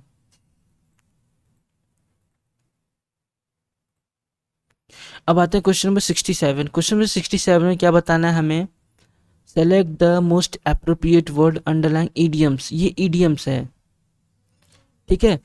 He burn his finger interfering to other problem, किसी अदर प्रॉब्लम मतलब किसी अदर के प्रॉब्लम में इंटरफेयर कर रहा है। इट मीन्स मतलब कि प्रॉब्लम खुद ले रहा है, मतलब गो इनटू ट्रबल मतलब खुद जा रहा है उसमें। तो इसमें देखिए catch his finger in fire, ये गलत है। गॉट अ गुड रिलेशनशिप, ये भी गलत है। वॉज हैप्पी, ये देखिए गो इनटू ट्रबल, मतलब भाई किसी का प्रॉब्लम है तुम उसमें जबरदस्ती दलक जा रहे हो तो क्या होगा, ट्रबल होगा ही। Next question 68। यहाँ पे 68 में क्या बोला गया है, यहाँ पे भी हमें बताना है mistake. I had only my class notes for which I had to prepare for my examination. यहाँ पे ओनली से डिसाइड कर रहा है कि उसके पास एक ही नोट्स हैं जिससे वो पढ़ेगा। तो फॉर विच यहाँ तो नहीं होगा, फॉर होम भी नहीं होगा, यहाँ पे कोई पर्सन थोड़ी ना है नोट्स की फॉर होम लगा दोगे, ये भी नहीं होगा। With which I had to, जिसके साथ मैं खुद पढ़ूंगा, मतलब वो यहाँ पे डिसाइड कर रहा है कि उसके पास एक ही नोट्स है, वो उसी से पढ़ेगा, तो यहाँ पे विथ विच। ठीक है, ऑप्शन बस सी वाला सही है। इन विच नहीं होगा क्योंकि यहाँ पे प्लेस को डिसाइड करता है। अब देखिए क्वेश्चन नंबर 69, यहाँ बोला गया है हमें पैसे वर्ज बताना है। देखिए इतना बड़ा क्वेश्चन है, इतने सारे ऑप्शन है, हमें कुछ नहीं करना है, सिंपली क्या करना है, इसके हेल्पिंग वर्ब को पकड़ना है, इसके मेन जड़ को पकड़ना है। यहाँ पे देखिए एन अनएक्सपेक्टेड कॉल डिस्टर्ब्ड, यहाँ देखिए पास्ट इंडिफिनिट पता चल गया। अगर किसी भी ऑप्शन में वॉज वर रहेगा तो ऑप्शन सही माना जाएगा। ये देखिए वॉज है, और किसी ऑप्शन में वॉज है नहीं है, ये ऑप्शन पहला ही सही है, सबसे आसान तरीका यही है। ये देखिए अब आता है क्वेश्चन नंबर 70 पे, यहाँ पे बोला गया करेज, यहाँ पे हमें सिनोनिम बताना है। करेज का मतलब होता है साहसपूर्ण, मतलब जिसके अंदर बहुत साहस हो। टिमिडी मतलब जस्ट अपोजिट है, हमें यहाँ सिनोनिम बताना है। वेलर, वेलर का मतलब होता है कि बहादुर या फिर साहस जिसके अंदर हो, प्रॉब्लम को सॉल्व करने के साहस हो, मतलब कोई प्रॉब्लम है उसको साहस मतलब एक तरह से सामना कर सके, वेलर होता है। ठीक है, कुछ एडिशनल इन्फॉर्मेशन देख लेते हैं। देखिए आपको एक चीज़, अगर आपको सिनोनिम एंटोनिम या फिर अपना वोकैबुलरी वर्ड पावर मजबूत करना है तो आपको क्या करना है, सिंपली किसी भी वर्ड का मीनिंग देखने के बाद, जैसे कोई वर्ड आपने मीनिंग देख लिया, मीन्स ग्रेट ब्रेवरी इन फेस, मतलब किसी भी महान साहस या निर्भीकता, तो इसको अगर आपको लर्न करना है तो आपको एग्जाम्पल के साथ यानी सेंटेंस को में लिख के उसको बार बार रिवाइज करना है। यहाँ पे the soldier served great valour in the battle, तो आपको इसको दिन में 3-4 बार आपको पढ़ लेंगे। 3-4 बार पढ़ने से, रिपीट करने से आपको ये जो वर्ड है इसको एकदम अच्छे से आपका तैयार हो जाएगा। ठीक है, ऐसे करके लगभग 1-2 महीने करेंगे तो इससे क्या होगा, एकदम वर्ड पावर एकदम स्ट्रांग हो जाएगी। अब देखिए क्वेश्चन नंबर 71 से कॉम्प्रिहेंशन आ गया। ठीक है, चलिए देखते हैं कॉम्प्रिहेंशन। यहाँ बोला गया है the narrator of the story is a 12-year-old girl, ठीक है, who has gone to London with her mother to visit the dentist. The girl has to tooth filled and then she had her mother go to the cafe afterward. देखिए comprehension को solve करने का बहुत से तरीके हैं। ठीक है, आपको जो तरीका अच्छा लगे वो करिए, बट मैं आपको एज अ बताना चाहूँगा कि अगर आपको कॉम्प्रिहेंशन करना है तो या फिर आप एक बार थोड़ा सा पढ़िए, क्वेश्चन पढ़िए पहले, फिर आप इसको पढ़िए, क्योंकि क्वेश्चन पढ़ेंगे तो ईजिली कर सकते हैं क्योंकि टाइम की लिमिटेशन रहता है। सो आप लोग क्या करेंगे, इसको थोड़ा सा पहले क्वेश्चन पढ़ लेंगे, उसके बाद फिर इसको रीडिंग करेंगे तो इससे आपका आंसर क्लियर हो जाएगा। ठीक है, यहाँ पे देखेंगे, यहाँ पे जो नरेटर है और 12 मतलब 12 साल की लड़की है उनके साथ, वो लोग लंदन में गए थे। अब ये देखिए क्वेश्चन में ही बोला गया है where has a narrator story gone to visit dentist, मतलब ये डेंटिस्ट में कहाँ जाती है, लंदन में ही तो रहते हैं। पर यहाँ पे देखिए, यहाँ बोला गया है, ये देखिए दिख रहा है mother to visit the dentist, देखिए लंदन में है। इस तरह आप लोग, पहला क्वेश्चन सही है, लंदन होगा इसमें। ठीक है, अब आते हैं नेक्स्ट ऑप्शन पे।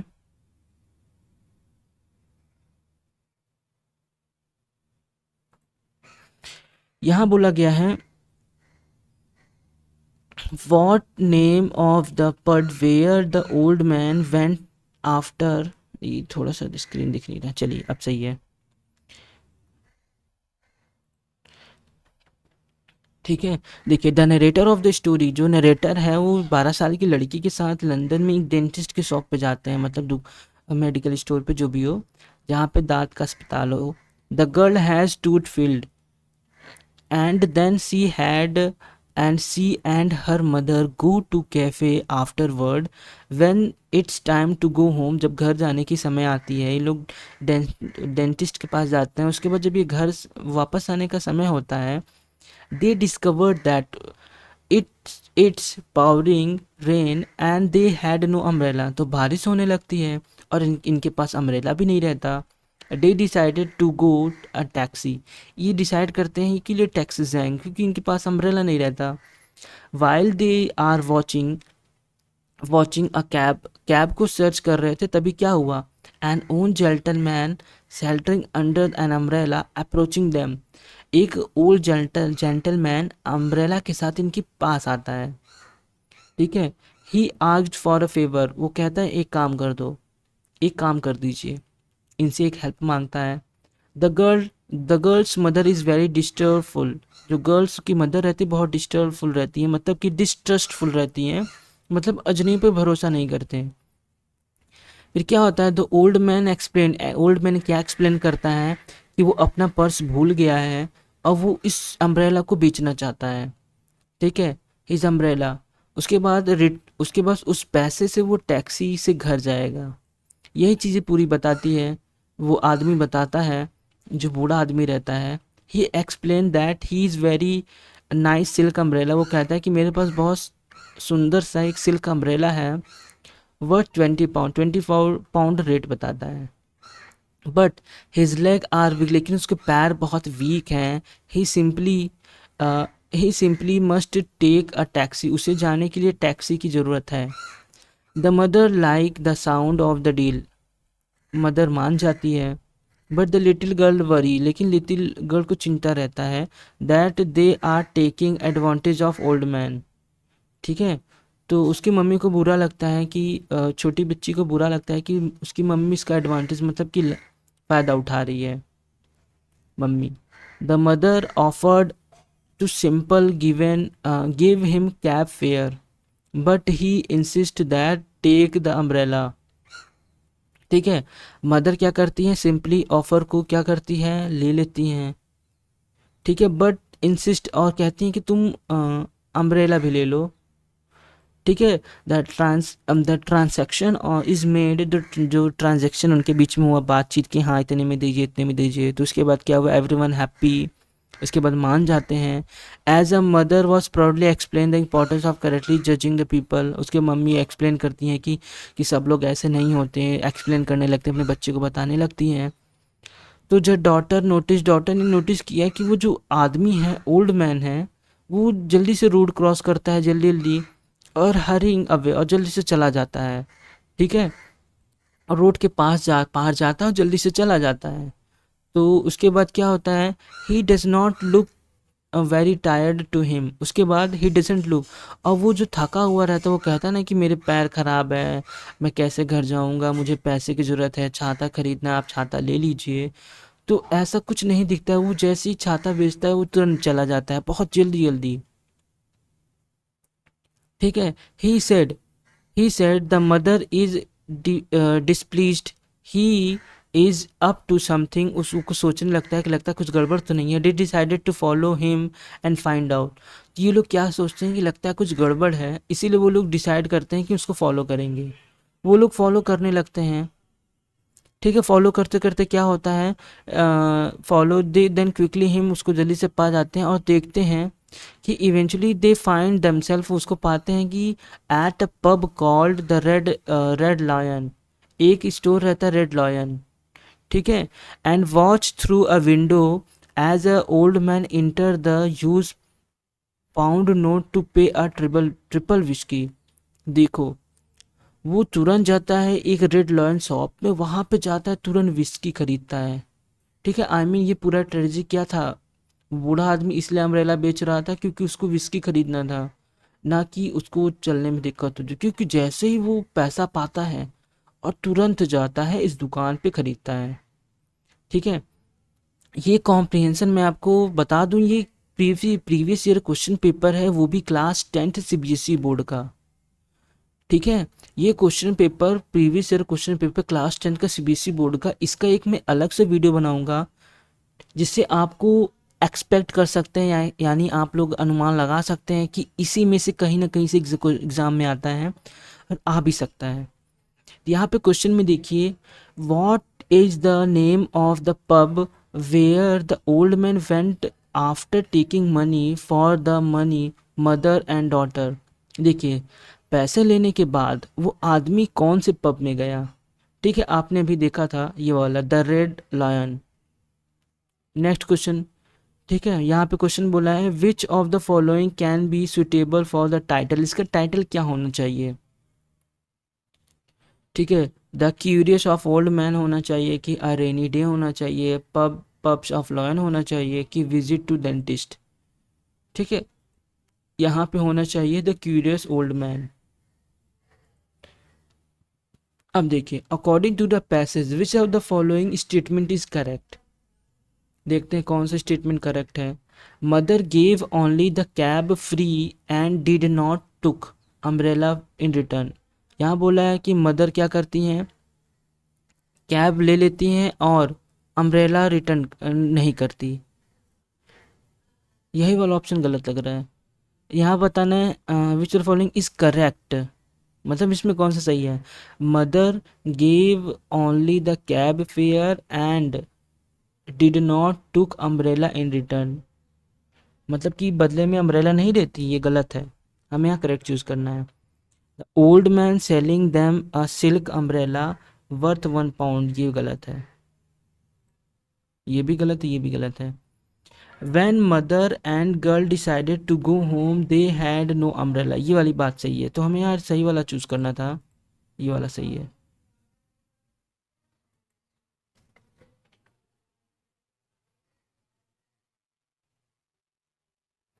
अब देखिए क्वेश्चन नंबर 75 में देखते हैं, विच of the following word antonym of the word distrustful, यानी जिस पे विश्वास न करे, ट्रस्ट का डिस्ट्रस्टफुल, इसमें एंटोनिम बताना है। ठीक है, एंटोनिम यहाँ पे इंजीनियस होगा। आप इसमें कुछ एडिशनल इंफॉर्मेशन देख सकते हैं। यहाँ पे डिस्ट्रस्ट, आप लोग चाहे इसका स्क्रीनशॉट ले सकते हैं, ये हर एक वर्ड का यहाँ पे दिया गया है। cynical मीन्स नॉट ट्रस्टिंग और respecting the goodness of other people and their action. यहाँ पे लीडी भी है, कॉजन। ठीक है, अब आते हैं नेक्स्ट क्वेश्चन पे। काफ़ी कॉम्प्रिहेंशन में बहुत मेहनत लगती है गाइस, वीडियो बनाने में बहुत मेहनत लग रही है। अब देखिए आता है नेक्स्ट क्वेश्चन, ये भी कॉम्प्रिहेंशन है। 71 कॉम्प्रिहेंशन स्टार्ट है। आपको मैं इस टॉपिक को एक अलग वीडियो में बनाऊंगा, यानी कॉम्प्रिहेंशन से क्वेश्चन 20 नंबर के क्वेश्चन आते हैं और इस कॉम्प्रिहेंशन को मैं आपको अलग वीडियो में करवाऊंगा, वो भी विथ एक्सप्लेनेशन के साथ। वो भी ये भी बताऊंगा कि ये सब क्वेश्चन कहाँ से पूछे जाते हैं। ठीक है, अभी मैं आपको दिखाता हूँ। चलिए, ये क्वेश्चन नंबर 71 से 75 एक और कॉम्प्रिहेंशन है, और उसके बाद अब मैं देखता हूँ 76 देखता हूँ, उसके बाद 76 से 80 तक के एक अलग कॉम्प्रिहेंशन है। यानी कॉम्प्रिहेंशन यानी आपको इंग्लिश लैंग्वेज की कितनी समझ है। ठीक है, कॉम्प्रिहेंशन का मतलब यही होता है। ठीक है, 80 तक का दूसरा कॉम्प्रिहेंशन है। अब आता है नेक्स्ट क्वेश्चन, देखते हैं 81 से। देखिए 81 से एक fill in the blanks type का कॉम्प्रिहेंशन है। ठीक है, ये वाला क्वेश्चन मैं आपको करवाता हूँ और मैं आपको ये प्रूफ दिखाऊंगा गाइज। ये देखिए, ये एसएससी स्टेनो 2022 का ऑफिशियल क्वेश्चन पेपर है, वो भी शिफ्ट 2 का। और मैं इसका जो ये कॉम्प्रिहेंशन है, ये जो पूछा गया है, इसको मैं आपको लाइव प्रूफ दिखाता हूँ कि कहाँ से लिया गया है। ये देखिए, the hopping kangaroo is a dash sight in every snapshot. ठीक है, इसका होगा स्नैपशॉट। इसको मैं पहले आपको दिखा देता हूँ कि आखिर पूछा कहाँ से गया है। मैं आपको गूगल पे ले चलता हूँ सबसे पहले। ये देखिए, मैंने गूगल पे सर्च किया है तो यहाँ पे ये हम लोगों को मिला है। देखिए, CBSE previous year question paper class 10th का, यहाँ से एग्जामिनर सीधे कॉपी कर लिया है। ये देखिए, एग्जामिनर ने यहाँ सीधे कॉपी कर लिया है, सीधे एग्जाम में दे दिया। ये देखिए,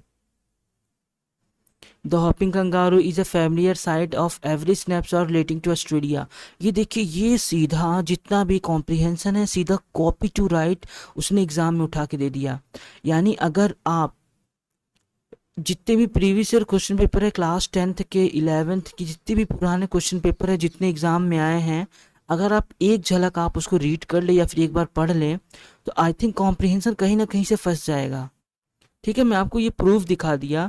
ये देखिए 2015 का सीबीएसई का previous year question paper English का कॉम्प्रिहेंशन का, और ये देखिए सामने आपके मैं दिखा देता हूँ ये पैराग्राफ, यही पैराग्राफ सीधा एग्जाम में दिया है। ठीक है, चलिए चलते हैं क्वेश्चन पेपर पे। ये है 81 से 85 तक। ठीक है, 81 से 85 तक सीधा दिया है, और 86 से देखिए ये वाला जो कॉम्प्रिहेंशन है ये वाला भी दिया गया है। ये भी मैं अभी आपको मैं दिखाऊंगा, एक मिनट। देखिए ये वाला,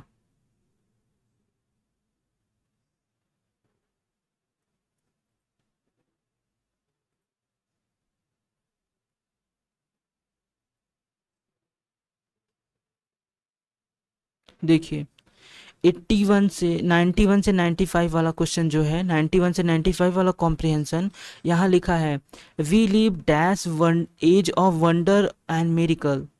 यहाँ पे देखिए ये जो कॉम्प्रिहेंशन है, ठीक है, 91 से 95 ये जो कॉम्प्रिहेंशन, मैं आपको इसको लाइव प्रूफ दिखाता हूँ कि ये कहाँ से लिया गया है, और आप एक्सपेक्ट नहीं करेंगे क्योंकि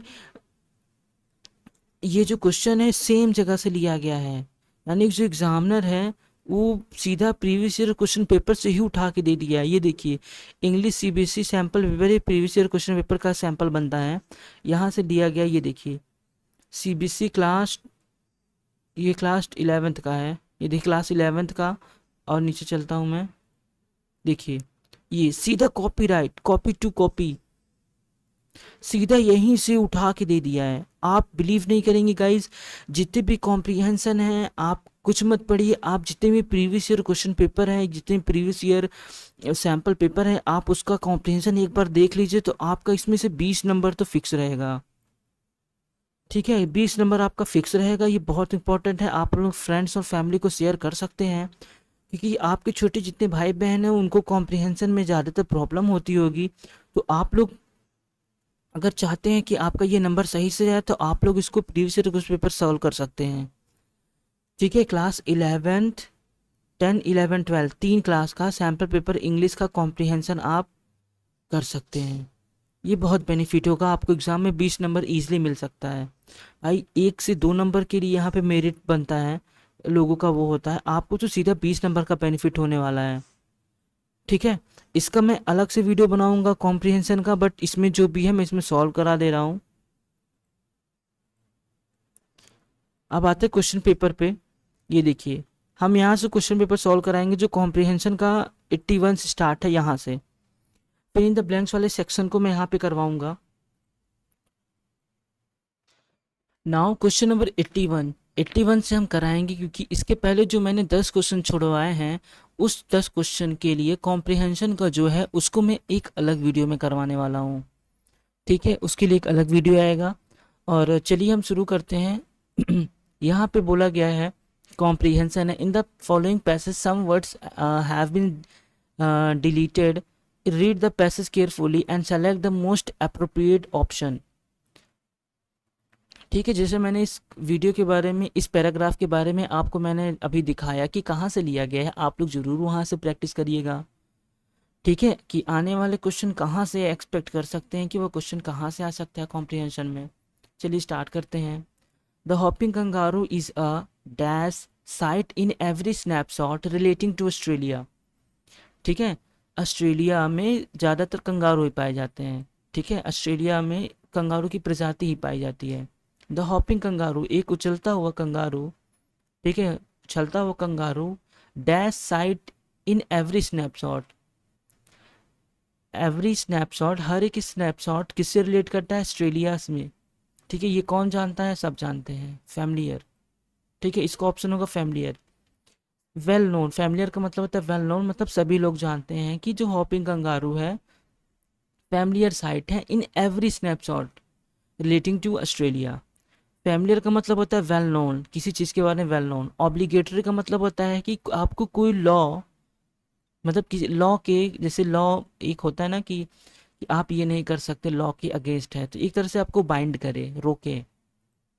ठीक है। रिकरेंट का मतलब होता है किसी चीज़ को रिपीट करना। मैंडेटरी का मतलब है कंपलसरी। यहाँ पे सेंस क्या निकल रहा है कि सभी लोग अच्छे से जानते हैं, फैमिलियर साइट, इसलिए यहाँ पे ऑप्शन नंबर सेकंड सही है। अब आते हैं सेकंड और 82 पे। फिर यहाँ क्या बोला गया है, member of kangaroo family can be as small as rat, as big as man.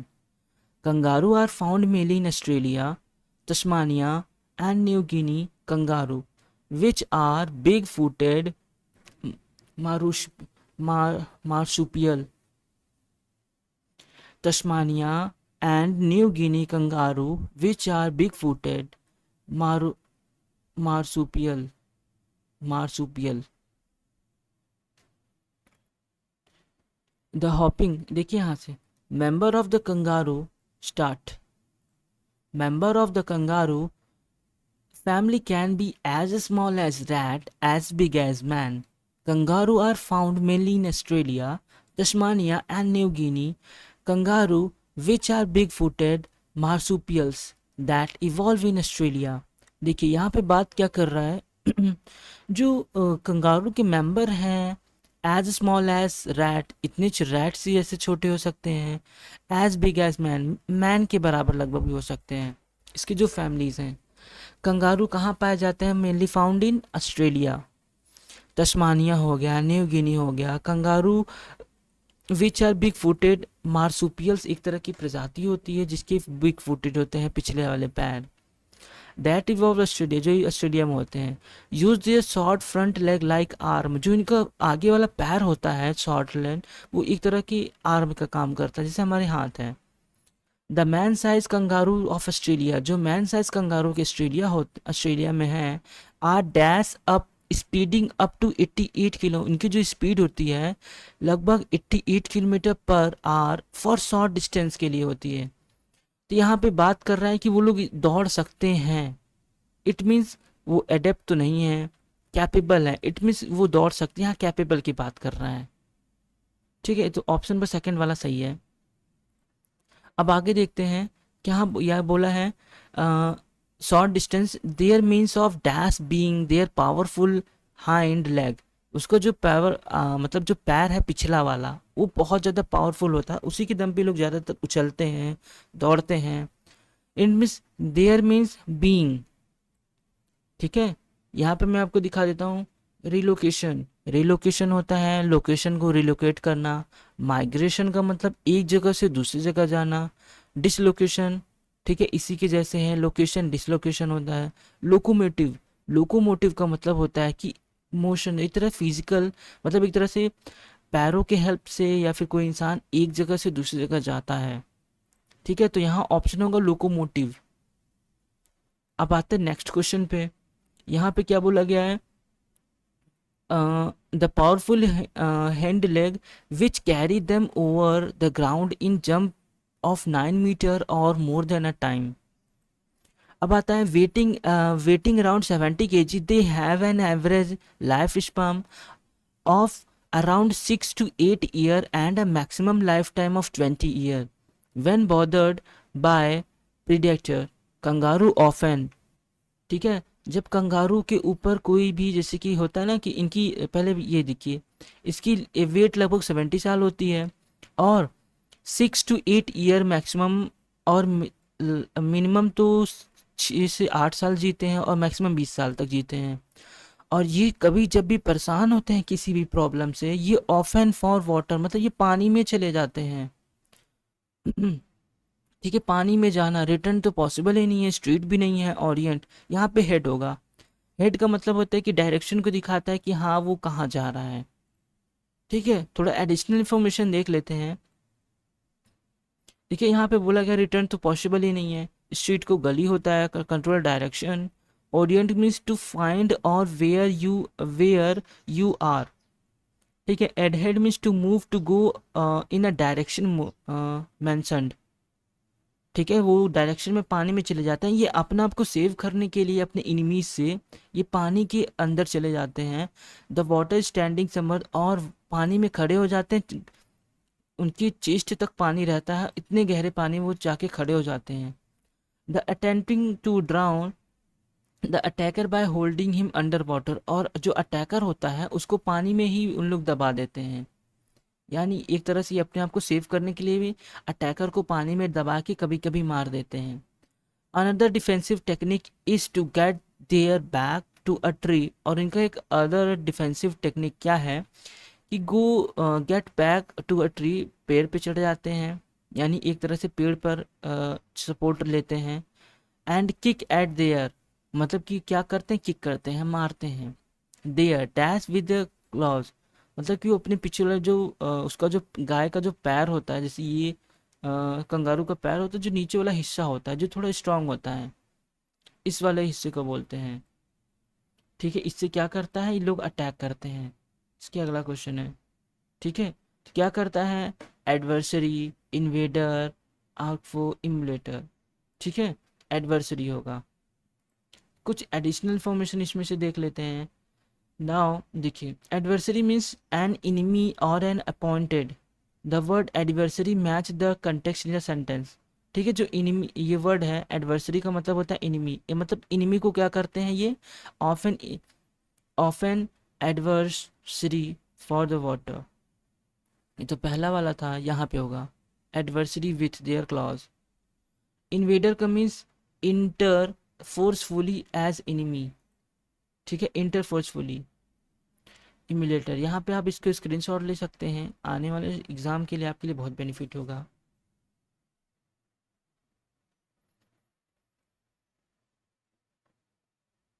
Next question देखते हैं। अब आता है नया अनसीन पैसेज। यहाँ पे भी आपको कुछ वर्ड्स गैप कर दिए गए, यहाँ पे आपको फिलअप करना है।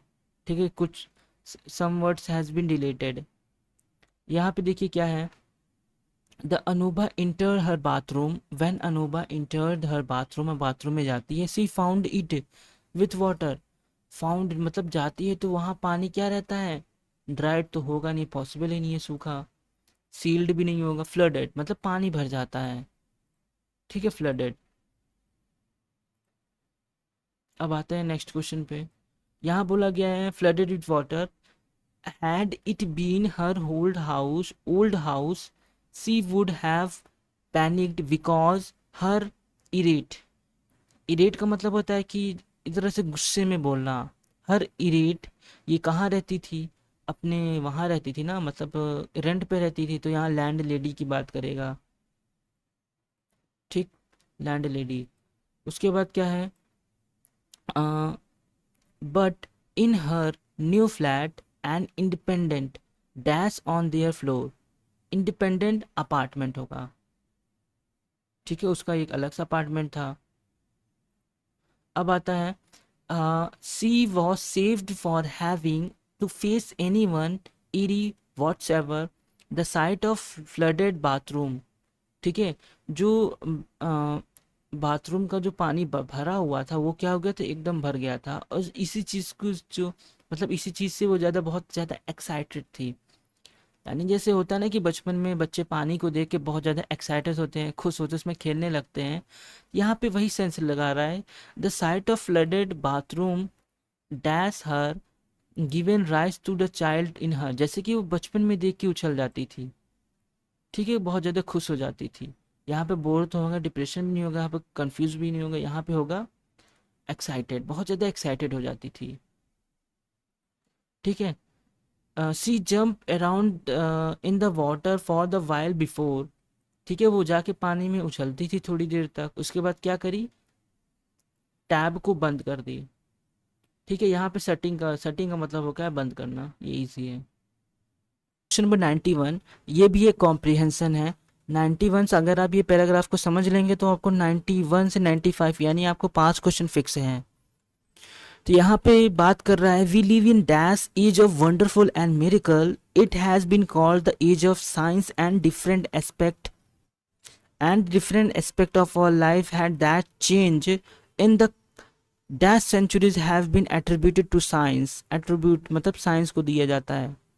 तो यहाँ बता रहा है we live in dash age of wonderful and miracle. देखिए यहाँ पे अगर इस ऑप्शन के हिसाब से देखूँ तो यहाँ पे जो एज है, ठीक है, ए वर्ड है, तो वॉवल के पहले क्या लगता है, एन लगता है। ठीक है, तो option number second is right answer. चलते हैं नेक्स्ट। यहाँ बोला गया है the different aspect of our life that change in the, क्या हो गया, पूरा चेंज हो गया हमारा लाइफ, हमारी लाइफ के डिफरेंट एक्सपेक्ट चेंज हो गया है। किसको दिया जाए, एट्रीब्यूट किया जाता है, साइंस को। तो जो सेंचुरी है मतलब प्रीसीडिंग सेंचुरी होगा यहाँ पे। फिर आता है, फिर यहाँ क्या बोला गया है, this is completely true but it is not one side of coin. ये बिल्कुल सत्य बात है लेकिन ये सिक्का का एक पहलू है। दूसरा पहलू क्या है, the flip side that is that as we have advance more in field of technology, जैसे कि हम लोग टेक्नोलॉजी में एक एडवांस फील्ड हो गया है, मतलब हमारा क्षेत्र बढ़ गया है। Sometime fundamental to the humanity has been left behind, और जो हमारे फंडामेंटल ह्यूमिलिटी है, जो ह्यूमैनिटी जो छूट गए हैं, वैल्यूज सच एज वैल्यू जैसे सिंपैथी है and concern with the fellow, अपने अपने फ्रेंड्स का जो कंसर्न करते हैं, वो चीज़ क्या चीज़ें धीरे धीरे क्या इरोडेट हो जा रही हैं इस साइंस की वजह से, कि लोग अपने फ्रेंड्स के वैल्यू नहीं समझते हैं, ना फ्रेंड्स और फैमिली किसी से नहीं मिलते हैं। ये सभी चीज़ें क्या हो गई धीरे धीरे, इन सभी की वजह से क्या इरोडेट हो गई हैं, धीरे धीरे नष्ट हो गई हैं। Due to onslaught of our own evolving lifestyle added to the marvelous technology advancement। इस टेक्नोलॉजी एडवांसमेंट की वजह से लोग अपना लाइफस्टाइल का वजूद खोते जा रहे हैं, और क्या करते हैं, क्या है, धीरे धीरे अपने मतलब कि दिन भर मोबाइल चलाते रहते हैं इंटरनेट का, यानी कह सकते हैं कि एक तरह के मोबाइल का एडिक्टेड हो गए हैं। यहाँ पे क्या कह रहे, यहाँ तीसरा ऑप्शन की बात कर रहा है, तो हम लोग नीचे थोड़ा चलते हैं। फिर यहाँ बोला गया है टेक एन एग्जाम्पल, जैसे इंटरनेट का एग्जाम्पल आप देख ही लो, कि जो एक तरफ देखो तो ऐसे सब लॉट्स ऑफ इंफॉर्मेशन उसमें, नॉलेज का, एक बार क्लिक करने पे हमें हर एक चीज़ें मिल सकती हैं। इज़ अ वेरिएबल बोन, एक तरह से वरदान है, किसके लिए, स्पेशली स्टूडेंट के लिए। And it has made our life simpler, ये हमारी लाइफ को क्या कर दिया, सिंपलर कर दिया है। और एक दूसरी तरफ देखूँ तो it has several limited actual content, और जो इंटरनेट की वजह से जो स्टूडेंट और फ्रेंड्स और एल्डर के प्रति जो लगाव है, जो कांटेक्ट है, वो धीरे धीरे ख़त्म हो गया है, क्योंकि लोग मोबाइल में बिजी रहते हैं। This is learning that a person dash is incomplete, ठीक है, क्या हो गया है, इनकम्प्लीट हो गया है। And she can not easily take an advance, ठीक है, तीसरा है, देखिए तो तीसरा कौन सा, 93, हाँ। तो जो हमारा जो गेन है, जो हमारे मतलब कि हम लोग अपने टीचर, फ्रेंड्स और एल्डर्स के प्रति जो हमारा कांटेक्ट वो धीरे धीरे ख़त्म हो गया है इंटरनेट की वजह से, टेक्नोलॉजी की वजह से। Learning that person can give on basis of knowledge, जो कि हमारे टीचर, हमारे एल्डर्स, हमारे फ्रेंड्स जो अपने नॉलेज की बेस पे जो हमें एडवाइस देते हैं, वो चीज़ हम लोग भी गेन नहीं कर सकते, गेन नहीं करते। ठीक है, यहाँ पे होगा गेन।